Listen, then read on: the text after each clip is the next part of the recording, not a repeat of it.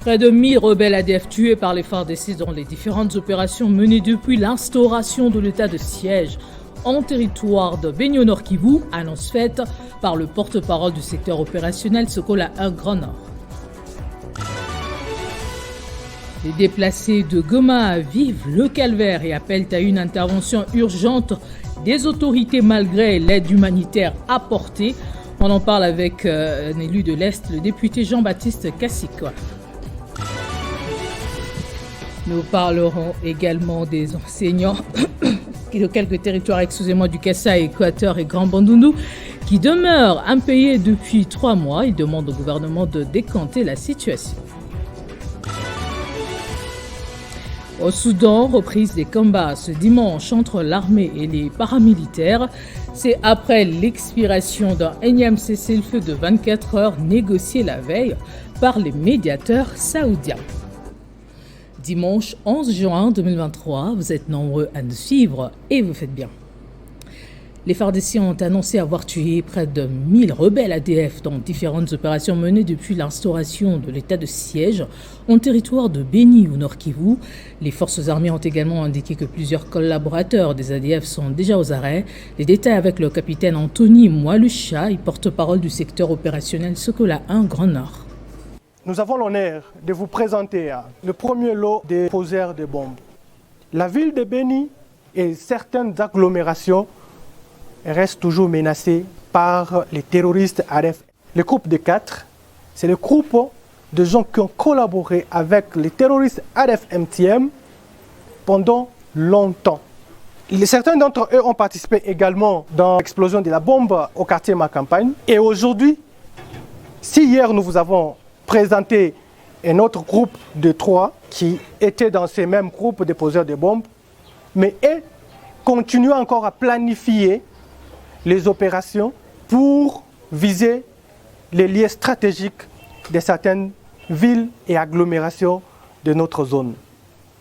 Le stade municipal était dans leur viseur et nous avons démantelé et arrêté ces réseaux grâce au professionnalisme de votre armée et surtout à nos services spécialisés. Les services qui font un bon travail, même s'ils ne sont pas visibles sur terrain parce que ce sont des officiers non apparents, mais qui font un excellent travail. Certaines villes étaient dans leur viseur. C'est la ville de Butembo, c'est la commune urbano-rurale de Mangina, c'est la cité d'Oicha et aussi la commune urbano-rurale de Bolongo.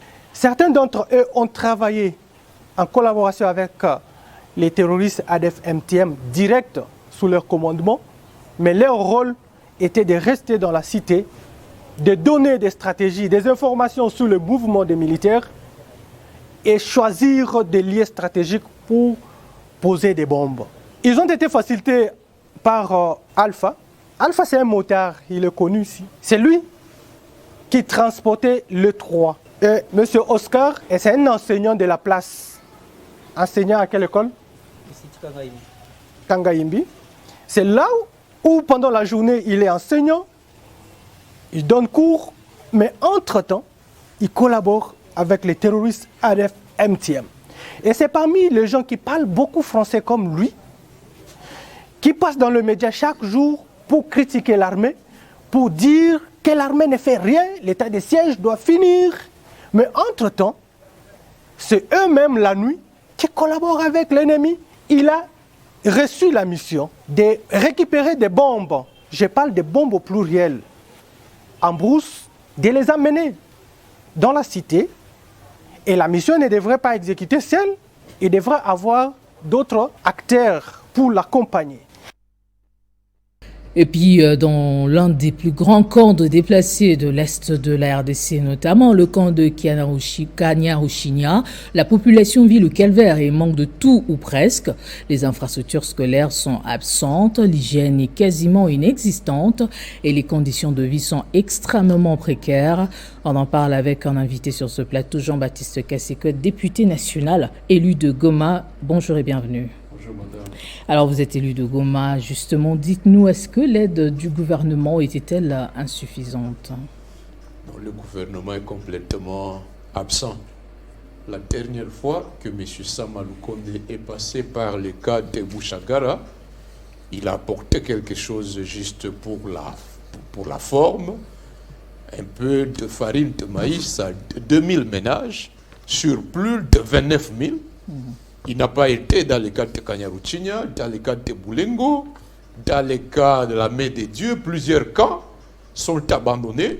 Je salue ici l'effort fourni par Caritas CICR qui apporte la principale assistance aux déplacés, c'est-à-dire l'eau à boire. Mais à part l'eau, madame, il n'y a rien. À part le programme alimentaire mondial qui s'était donné la peine de distribuer 30 000 francs par tête par mois, c'est-à-dire vous vivez avec 1000 francs par jour. Avec les 1000 francs, vous devez payer la braise, vous devez payer la farine, vous devez payer de l'eau, vous devez tout faire dans le 1000 francs. Ces 1000 francs ont été donnés en janvier, février, mars. Depuis lors, aucune assistance. L'organisation des journalistes déplacés de Rutshuru a fait un monitoring de 517 personnes décédées, rien que dans les 5 camps situés en territoire de Niragung. 517. Aucune assistance du gouvernement. Mais il n'y a pas que les déplacés qui vivent les calvaires. La ville de Goma est complètement assiégée depuis le 29 octobre 2022. Les denrées alimentaires n'entrent plus à provenance de Rutshuru. Les denrées qui viennent de Kichanga, de Massissi, sont surfacturés, surtaxés parce que le M23, sous la barbe LTAC, fait payer 460 $ à chaque véhicule qui fait entrer des denrées alimentaires à Goma. Les commerces, il est complètement asphyxié parce que, en plus du fait que les routes d'approvisionnement sont bloquées, l'état de siège a consisté à une occasion de multiplicité de taxes. Taxes pour numérotation des parcelles, taxes pour ceci. Bref, on ne mange plus à sa faim. On commence à vivre les phénomènes de la multiplicité des mendiants dans les différentes rues de Goma. Les familles connaissent le phénomène de délestage alimentaire. Pire, on se pose la question, en cas la fin de la guerre, pour que tous ces déplacés regagnent leur milieu d'origine. La liste n'est pas exhaustive et face à toutes ces urgences, il y a nécessité d'agir. Que préconisez-vous? De toute urgence, le gouvernement doit adopter des mesures pour que l'importation des denrées alimentaires via Bujumbura, via Bukavu, soit facilitée. Deuxièmement, le gouvernement doit tout mettre en œuvre pour que les terroristes du M23 soient battus, vaincus, et que les populations regagnent leur milieu. Parce que depuis le mois de février-mars, on assiste à nouveau à un cessez-le-feu qui ne dit pas son nom. Par contre, ce sont les M23 qui se renforcent. Il n'est pas exclu que dans tous les prochains jours, on soit surpris que ces gens-là avancent. Le gouvernement même dit que Goma était menacé. Le gouvernement se limite à dénoncer au même titre que la société civile. Donc, il faut des mesures pour renforcer les opérateurs économiques, de sorte que le ravitaillement des Goma denrées alimentaires soit facilité. Deuxièmement, il faut tout faire pour que les déplacés regagnent leur milieu d'origine. Merci Jean-Baptiste Kaseko d'avoir répondu à notre invitation. Je rappelle que vous êtes député national élu de Goma. C'est moi qui vous remercie. À moins d'un mois de la fin de l'année scolaire 2022-2023, les enseignants de plusieurs zones éducationnelles de près de 11 territoires dans les provinces du Kasaï, Équateur et Grand Bandundu demeurent impayés depuis plus de 3 mois. La Confédération syndicale du Congo attribue cette situation à la lenteur de la banque à libérer l'argent auprès de la Caritas qui a la charge de payer ses enseignants. Dans un plaidoyer hier, Sylvain Kachama, permanent de la Confédération syndicale du Congo dans l'espace Grand Kasaï, demande au gouvernement de décanter la situation. En Ituri, le litre de carburant en forte baisse depuis quelques jours dans la commune de Mwangwangu, en territoire de Djougou. C'est après la réhabilitation de l'axe Bunia-Mungwalu par l'autorité provinciale, motif de satisfaction du lieutenant-général Jonil Boya Kachama, des opérateurs économiques et de la population. Grâce à l'implication de l'administration militaire, la route Iga-Barrière-Mungwalu en territoire d'Ndjougou, qui était jadis impraticable pendant plus de 5 ans suite à la présence des gros bourbiers qui constituaient le véritable chemin de la croix pour les usagers, est enfin rouverte au passage. Il suffit de mettre quelques heures pour atteindre cette cité minière située à 85 km de Bunia. Cette remise en état des routes a des retombées positives sur les plans économiques, d'où la baisse des produits de première nécessité et autres sur le marché. En outre, à titre d'information, 1 litre de carburant se négocie à ce jour à 2550 francs au lieu de 5000 francs, s'est réjoui la population locale qui a accueilli avec euphorie l'entrée des premiers véhicules de carburant à Mungwalu. Cependant, les usagers qui fréquentent ces tronçons, occasion pour les gouverneurs militaires de l'Ituri, le lieutenant-général Luboyan Kashamadjoni, d'encourager l'opérateur économique Dani Mugisa pour son sens élevé de participer au développement de l'Ituri à cette période de l'état de siège. Regardez ce qui s'est passé à Mungwalu. Cet opérateur économique qui a pris ce risque, je parle de Dani Mugisa ici, qui a envoyé son camion trop plein de carburant. Avez-vous vu la réaction de cette population-là ? Voyez comment est-ce qu'ils ont sauté de joie. Voulez-vous arrêter cette joie-là? Notons que la commune rurale de Mungwalu est un poumon économique pour l'Ituri en ce qui concerne l'exploitation minière. 24 bourgmestres de la ville de Kinshasa ont répondu à l'invitation de l'inspecteur général de la territoriale pour prendre connaissance des missions et des responsabilités de cette structure. Objectif, approfondir la compréhension des activités de contrôle, d'évaluation et de suivi des autorités administratives. Ce sont des autorités municipales de la ville de Kinshasa, notamment les bourgmestres des 24 communes, leurs adjoints, ainsi que les chefs d'antenne des 4 districts de la capitale. Ils sont venus répondre à l'invitation de l'inspecteur général de la territoriale ad intérim, chef de corps Roger Lumbila Fekeye. Occasion pour l'inspecteur général à la territoriale d'expliquer à ces derniers le bien fondé de la mission de sa structure, à savoir contrôler, évaluer et assurer les suivis des activités des autorités des entités administratives. Participant à cette séance de travail, le responsable des municipalités de la ville de Kinshasa ont encouragé cette initiative. J'ai voulu seulement imprimer cette image pour faire comprendre à nos animateurs territoriaux que l'inspection générale qu'ils voient cet instrument qui est un instrument de contrôle, un outil du gouvernement qui doit contrôler toutes les entités administratives et territoriales dans notre République démocratique du Congo. C'est aussi un instrument quelque part dangereux. Pourquoi? Pour des gens qui n'auront pas d'instinct de se contenir, des gens qui auront à confondre les moyens mis à leur disposition par la République pour bien nous gérer nos entités territoriales avec leurs poches. Des fois, ils trouveront un lion parce qu'ils sont en train de régner la territoriale et comme les territoires du lion, lesquels ils circulent à tout moment. Il faudra noter que cette rencontre entre l'inspecteur général de la territoriale et le chef des entités administratives a scellé une collaboration qui permettra aux deux parties de travailler dans le sens du développement de la capitale de la République démocratique du Congo. La 5e édition des rencontres des jeunes européens European Young Event 2023 a vécu au Parlement européen de Strasbourg en présence de la vice-ministre congolais de l'EPST. Les discussions ont tourné autour de l'enjeu de la transition énergétique entre l'Europe et l'Afrique. Aminata Anamassia a plaidé pour une action conjointe entre les deux continents. C'est sous le thème « La transition énergétique au cœur des relations entre l'Europe et l'Afrique » que s'est tenue ce samedi 10 juin 2023 la 5e édition des rencontres des jeunes européens au Parlement européen de Strasbourg.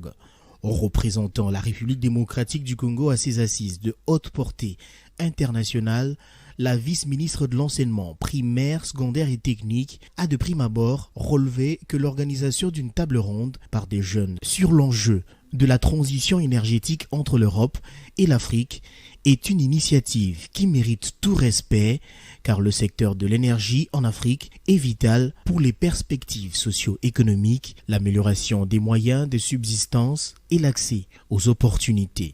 Pour Aminata Anamassia, ce secteur reste un défi de développement majeur pour le continent car plus de 700 millions de personnes cuisinent encore avec la biomasse traditionnelle. Poursuivant son discours devant ces jeunes réunis pour la circonstance, la vice-ministre de l'enseignement primaire, secondaire et technique a martelé sur le fait que la transition énergétique euro-africaine doit être pensée selon le principe du gagnant-gagnant. Tout en vantant la politique du gouvernement de la République, Aminata Namasia a indiqué que la RDC continuera de soutenir une transition énergétique durable à la fois en termes écologiques et économiques, ce sous l'impulsion du chef de l'État Félix-Antoine Tshisekedi.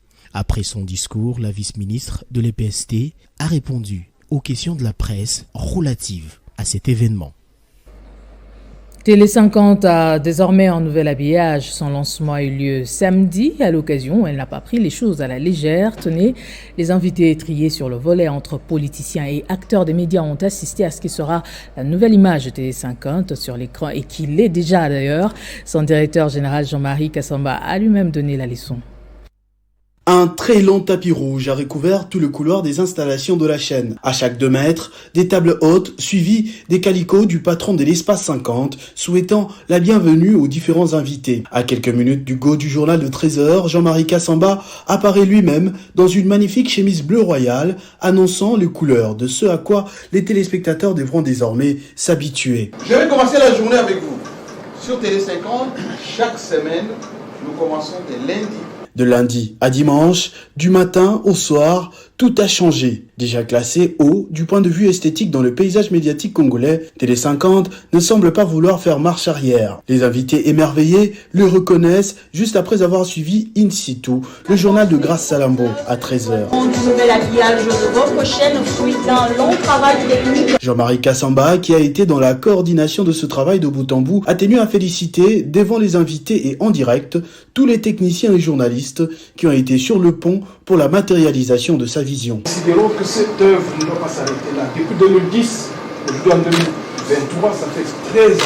Dans une ambiance bon enfant, les invités ont partagé un cocktail tout en échangeant sur la détermination de Télé 50 qui sert d'exemple naturellement à plusieurs concurrents dans le secteur. La société civile du Maniema, à travers la structure Pona Congo, vient de lancer officiellement à Kindu la campagne Congo Tolingi pour redorer l'image des élections en RDC. Elle se fera grâce à des consultations populaires en vue de constituer un cahier de charges pour bien orienter le travail des élus aux législatives nationales et provinciales. Pour cette première campagne de consultation populaire, des jeunes filles et garçons se sont retrouvés dans la salle des ressources pour enseignants à l'école officielle de la ville de Kindu au Maniema sur invitation des Pona Congo sur la thématique Congo Tolingi. Il était question d'interpeller la conscience des uns et des autres en vue de récolter certaines données qui peuvent aider à orienter des électeurs pour un vote judicieux, les élus ayant toujours ou souvent passé à côté des besoins réels de la population. Nous avons appelé comme échantillon afin que nous puissions leur donner les éléments, les béquilles, parce qu'ils vont descendre sur le terrain pour recueillir les vrais problèmes de la population. Pour, à la fin des comptes, créer un cahier de charges qui va être appelé contrat social, avec les acteurs politiques qui vont venir nous tromper avec des t-shirts, nous tromper avec des pagnes, nous tromper avec du sel, nous tromper avec quelques 2 ou 3 000 francs, instrumentaliser même les jeunes avec uniquement l'alcool, pour que ces politiciens se sentent vraiment redevables envers la population. Cette fois, les candidats démagogues auront du mal à bluffer les électeurs. Ces jeunes espèrent en tout cas que toute la population du Maniema va s'approprier cette campagne afin de produire ces cahiers de charges ou contrat social à soumettre à tous ceux qui s'aligneront pour les prochaines élections à tous les niveaux. Les nouvelles technologies de l'information et de la communication seront mises en contribution par ces jeunes pour arriver à cette fin. Dans l'actualité panafricaine au Soudan, l'armée et les paramilitaires en guerre ont repris les combats ce dimanche matin, peu de temps après l'expiration d'un énième cessez-le-feu de 24 heures négocié la veille par les médiateurs saoudiens. Place au rappel des titres. Près de 1000 rebelles ADF tués par les FARDC dans différentes opérations menées depuis l'instauration de l'état de siège en territoire de Béni au Nord Kivu, annonce faite par le porte-parole du secteur opérationnel Sokola 1 Grand Nord.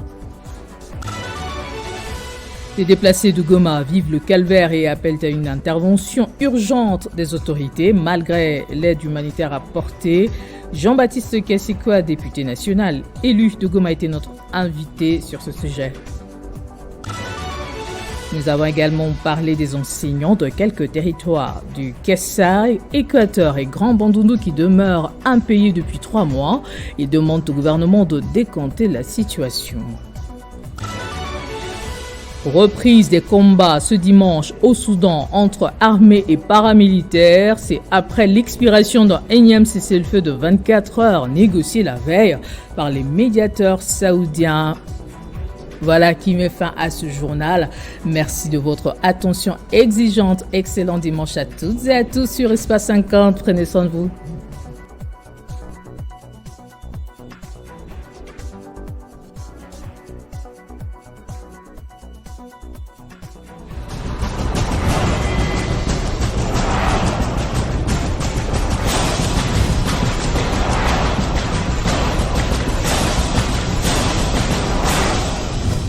C'est sur Télé 50 et nulle part ailleurs.